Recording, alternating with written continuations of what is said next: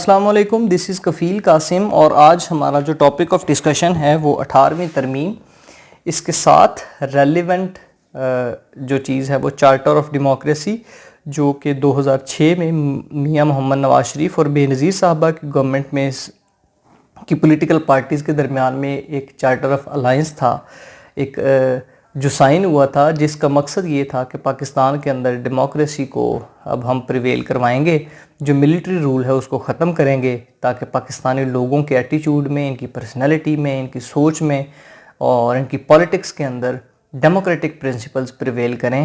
ये जो डिक्टेटर्स की जो मेंटालिटी है वो कहीं पाकिस्तान के दिमाग से बाहर निकाल दी जाए।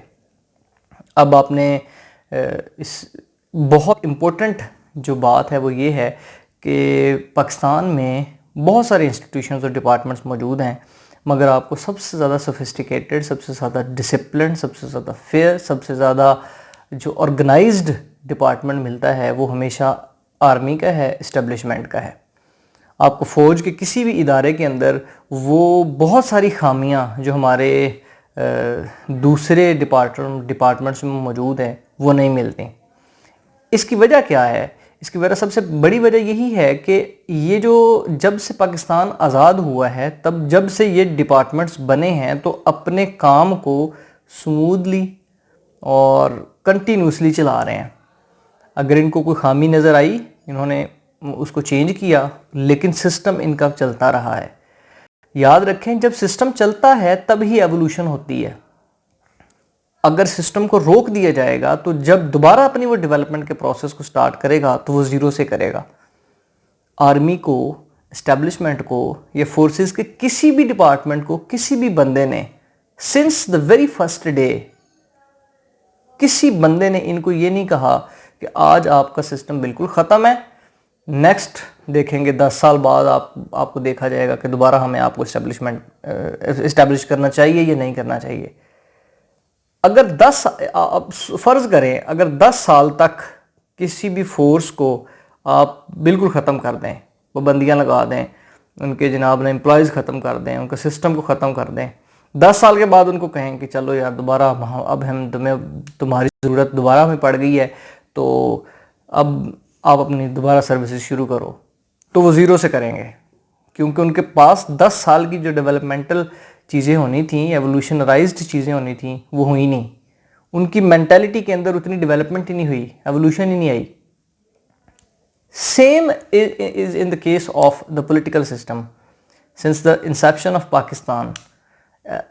अगर हम नाम भी देखें तो इस्लामी जमहूरिया पाकिस्तान, इस जमहूरिया में जमहूरियत का जो कॉन्सेप्ट था वो तो कंटिन्यूस चलने वाला था, लेकिन अनफॉर्चुनेट बात यह है कि वो 10 साल तक चली, 5 साल तक चली, उसके बाद मिलिट्री रूल, फिर 5 साल चलने दिया, फिर मिलिट्री रूल, फिर 10 साल 5 साल चलने दिया, फिर मिलिट्री रूल। सिस्टम को मैच्योरिटी की तरफ लेके ही नहीं गए, और जब वो सिस्टम के अंदर मैच्योरिटी नहीं आती उस वक्त तक हम ये कभी भी एक्सपेक्ट नहीं कर सकते किसी पॉलिटिशियन से कि वो करप्ट प्रैक्टिसेस नहीं करेगा। उसकी वो एक विजनरी लीडर होना चाहिए। हम ये कैसे एक्सपेक्ट कर सकते, क्योंकि जो विजन था वो तो आप हर 10 साल के बाद उसको अंधा कर देते हो। तो ये जो थे, अब हमारे पास जो थर्ड ट्रांजिशन चल रही है डेमोक्रेटिक रूल्स की, तो अब देखें ना, हमारे पास नए पॉलिटिशियंस भी सामने हैं। हमाद अजहर सामने आए हैं, असद उमर आए हैं, और पीटीए के अंदर बहुत सारे दूसरे जनाब यंग लोग हैं। अब ये अलग बात होगी कि उनका जो विजन है वो इतना ज़्यादा नहीं होगा, या उनकी जो पॉलिसीज़ हैं वो बड़ी मैच्योर हैं, but it is the process of evolution. और अगर एवोल्यूशन होगी तो फिर नेक्स्ट बंदों को चांस मिलेगा, फिर डायनेस्टिक पॉलिटिक्स नहीं होगी। और अगर डायनेस्टिक पॉलिटिक्स भी होगी तो एक वक्त में रियलाइज़ हो जाएगा लोगों को कि यार ये सिर्फ फैमिली जो है ना वो हमारे ऊपर हुकूमत कर रही है, इसके अलावा बहुत सारे दूसरे लोग हमारे पास बड़े मैच्योर और बड़े विजनरी मौजूद हैं, उनको सामने आना चाहिए। हमें उनके रूल के अंदर रह के काम करना चाहिए। Coming back towards the topic, that what is Charter of Democracy? It was an alliance जो कि पाकिस्तान में डेमोक्रेसी को प्रिवेल करवाने के लिए बनाया गया था। मुस्लिम लीग नून और पाकिस्तान पीपल्स पार्टी पार्लियामेंटेरियंस ने मिल के ये डिसाइड किया इसकी लीगल स्टेटस तो कोई नहीं है कि हम पाकिस्तान के अंदर जो मिलिट्री रूल है उसको ख़त्म करेंगे, मुशर्रफ साहब के रूल को ख़त्म करेंगे। सेकंड पॉइंट, मुशर्रफ साहब के दिए हुए LFO लीगल फ्रेमवर्क ऑर्डर 2002 जो 2003 के अंदर कॉन्स्टिट्यूशन का भी कुछ हद तक हिस्सा बनाया गया, उसको हम ख़त्म करेंगे। सेल्फ मेड कॉन्स्टिट्यूशन है, इसकी कोई वक़्त नहीं है। नंबर 3, NFC अवार्ड को रीविज़िट किया जाएगा, सूबों को उनके रेवेन्यू के शेयर के अंदर कुछ ज़्यादा किया जाएगा या कम से कम उतना रखा जाएगा। किसी भी तरीके से इसको रीविज़िट करना बहुत ज़रूरी है ताकि प्रोविंशियल जो डिसएग्रीमेंट्स हैं उनको एड्रेस किया जा सके, या जो प्रोविंसेस हैं वो सेंट्रल गवर्नमेंट के ख़िलाफ़ जो बातें करते हैं इनकी बातों को कम किया जा सके। नंबर 3, जनाब जो थर्ड टाइम प्राइम मिनिस्टर बनने की शिक है उसको चेंज किया जाएगा, इसीलिए तो प्राइम मिनिस्टर नवाज शरीफ तीसरी दफ़ा प्राइम मिनिस्टर बनाए गए थे क्योंकि ये पहले इनकी बात डिसाइड हो चुकी थी। फिर कंकरेंट लिस्ट को ख़त्म कर दिया जाएगा। कंकरेंट लिस्ट वो लिस्ट है जिसके अंदर सूबे और सेंट्रल गवर्नमेंट दोनों मिल के लेजिस्लेट करते थे, लेकिन जो सेंट्रल कंसेंट थी, सेंट्रल गवर्नमेंट की जो लेजिस्लेशन थी वो प्रिवेल करती थी। अब जो गवर्नमेंट, अब थोड़ा सा मैं आपको बता दूं कि जो गवर्नमेंट की किस्में होंगी उसमें दो मेजर किस्में हैं। यूनिटी फॉर्म ऑफ गवर्नमेंट होता है और एक फेडरल फॉर्म ऑफ गवर्नमेंट है। यूनिटी फॉर्म ऑफ गवर्नमेंट में जो सेंट्रल गवर्नमेंट होती है उसी की अथॉरिटी होती है, उसने प्रोविंसेस के उसी ने सेंट्रल जितने भी अफेयर्स होते हैं उसके ऊपर लेजिस्लेशन करनी है, उनको चलाना है। मगर जो फेडरल गवर्नमेंट होती है उसमें दो किस्म की लिस्ट बन जाती हैं, कुछ प्रोविंसेस को दे दी जाती हैं कि आपने अपने हेल्थ के, अपने जनाब ने एजुकेशन के और अपने लोकल गवर्नमेंट के जितने भी इदारे हैं आपने उनको चलाना है। कुछ हिस्से फेडरल गवर्नमेंट के आ जाते हैं कि जी फेडरल ने सिक्योरिटी के, फाइनेंस के, फॉरेन पॉलिसी के इस डोमेन के अंदर रहते हुए काम करना है। तो कंकरेंट लिस्ट कुछ ऐसी लिस्ट थी, कुछ ऐसे सब्जेक्ट्स थे जिसके ऊपर प्रोविंसेस और जो फेडरल गवर्नमेंट है वो दोनों मिल के लेजिस्लेट करते थे। अनफॉर्चुनेटली अगर फेडरल गवर्नमेंट कोई काम करना चाह रही है लेकिन प्रोविंशियल गवर्नमेंट उसके खिलाफ है तो वो काम हो जाता था क्योंकि जो सेंट्रल पावर्स थी वो ज़्यादा थी। इन्होंने कहा हम जी कंकरेंट लिस्ट को ही फारग कर देंगे, बिल्कुल साइड पे कर देंगे। फिर उन्होंने कहा जी लीगल फ्रेमवर्क ऑर्डर के बाद इस चार्टर ऑफ डेमोक्रेसी के अंदर ये डिसाइड किया गया कि हम लोकल गवर्नमेंट को ज़्यादा सपोर्ट करेंगे ताकि पावर डेवोल्यूशन हो, और जितनी ज़्यादा पावर डेवोल्यूशन होगी तो बेस लेवल तक लोगों तक जनाब ना वो आपकी सर्विसेज जनाब पहुँच जाएंगी। नैब को ख़त्म कर दिया जाएगा। नैब की ख़त्म करने की वजह यह है कि ये एक मिलिट्री रूलर ने बनाया है, डिक्टेटर ने बनाया है, और इसकी जगह के ऊपर कोई जस्टिफाइड, कोई जस्ट, कोई फेयर अकाउंटेबिलिटी वाला इदारा हम इस्टेब्लिश करेंगे ताकि जो अकाउंटेबिलिटी का प्रोसेस है वो जस्टिफाइड रहे और जस्ट रहे। अभी भी आप देख लें कि नैब की जो रिसर्च है उसमें बहुत सारे पनामा लीक्स के बाद दूसरे जो हमारे पास इस वक्त प्राइम मिनिस्टर नवाज शरीफ साहब उतारे कि उसमें भी नैब का रोल था, बंदों को पकड़ लेती है, करप्ट प्रैक्टिसेस को जाहिर करती है। तो ये कह रहे थे कि ये जो पॉलिटिशियंस हैं वो कहते हैं कि ये एक डिक्टेटर ने बनाया है इदारा, तो हम इसको किसी भी सूरत में एक्सेप्ट इसलिए नहीं करेंगे क्योंकि ये जस्टिफाइड किस्म की अकाउंटेबिलिटी शो करता ही नहीं है। फिर इन्होंने डिसाइड किया कि जो इलेक्टोरल मैंडेट होगा उसकी रिस्पेक्ट की जाएगी। मतलब किसी भी सूरत के अंदर कोई भी पार्टी अगर अपोजिशन के अंदर चली गई है तो वो इस्टेब्लिशमेंट या किसी भी मिलिट्री रूलर के साथ मिलके जो गवर्निंग या रूलिंग एलीट होगी उसको आप नुकसान नहीं पहुंचाएंगे, बल्कि हमेशा इलेक्शंस और इलेक्टोरल मैंडेट की रिस्पेक्ट करेंगे।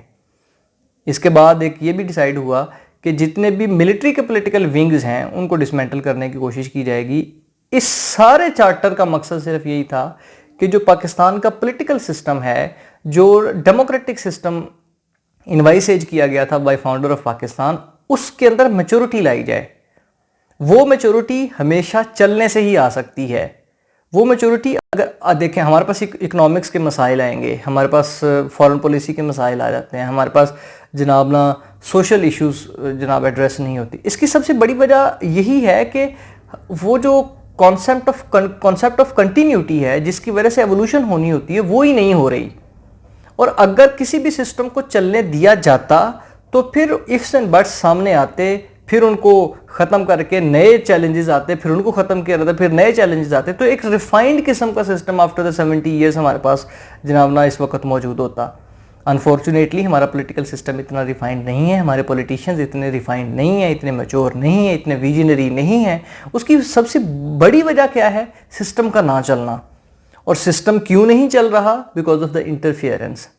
आर्मी तो बड़ा डिसिप्लिन और इस्टेब्लिशमेंट तो बड़ा ऑर्गेनाइज्ड एक सिस्टम मौजूद है, जो कोई भी काम करेंगे वो बड़े ऑर्गेनाइज्ड तरीके से करेंगे। क्यों करेंगे इस तरह? क्योंकि आर्मी किसी भी सूरत में, किसी भी कीमत पर, किसी भी बंदे ने कभी भी उसको डीरेल नहीं किया, जबकि पॉलिटिकल सिस्टम डीरेल्ड होते रहे हैं। और जब वो दोबारा स्टार्ट करते हैं तो हमेशा अपने डेवलपमेंट को, अपनी मैच्योरिटी को ज़ीरो से लेकर चलते हैं। जब वो मैच्योर होने की कोशिश करते हैं तो फिर इनको डीरेल कर दिया जाता है। तो अगर ये वाला सिलसिला आगे फ्यूचर के अंदर भी जारी रहता है तो फिर मैच्योरिटी किसी सूरत में नहीं मुमकिन, क्योंकि वो तो आ ही नहीं सकती। और अगर जिस तरह की इस वक्त third transition of democratic governments जा रही है, तो अब आपके लोगों को इस तीसरी दफ़ा जमहूरियत के निज़ाम की वजह से, थर्ड ट्रांजिशन की वजह से, आपके जो अनपढ़ लोग थे उनको भी पता चल गया कि यार वोट ये होता है, उनके वोट की ये औकात होती है, उन्होंने बंदा ये वाला चुनना है। उनको इमरान खान की गलतियाँ, उनको नवाज शरीफ की गलतियाँ, अच्छाइयाँ, बुराइयाँ, जरदारी साहब की अच्छाइयाँ, बुराइयाँ, इनके रूल्स के जनाब ना इफ्स एंड बट्स सारे समझ आ रहे हैं। मगर अगर ये सिस्टम ही नहीं चलना दिया जाएगा तो फिर एक बंदे की समझ आएगी उनको, और वो मेजॉरिटी इतनी ज़्यादा नहीं ला सकता जितना हम एक पॉलिटिकल बंदा, एक डेमोक्रेटिक बंदा किसी भी किस्म की पॉपुलेशन से एक्सपेक्ट कर रहा होता है। होपफुली आपको चार्टर ऑफ डेमोक्रेसी समझ आ गई होगी। इसका डायरेक्ट लिंक है 18वीं तरमीम के साथ, जो कि जनाब ना जरदारी साहब की गवर्नमेंट ने 2010 के अंदर एक बिल पेश किया जिसमें प्रेसिडेंट की पावर को, कि वो असम्बलीज़ को डिसॉल्व कर सकते, उसको छीन लिया गया और इस तरह बहुत सारी चेंजेस आई। हम नेक्स्ट के अंदर ये बात करेंगे 18वीं तरमीम क्या है, क्यों है, इसकी इम्पोर्टेंस क्या है, ख़त्म कर दी जाए तो क्या होगा, और इसके ऊपर एक छोटा सा एनालिटिकल पॉइंट ऑफ व्यू भी देंगे।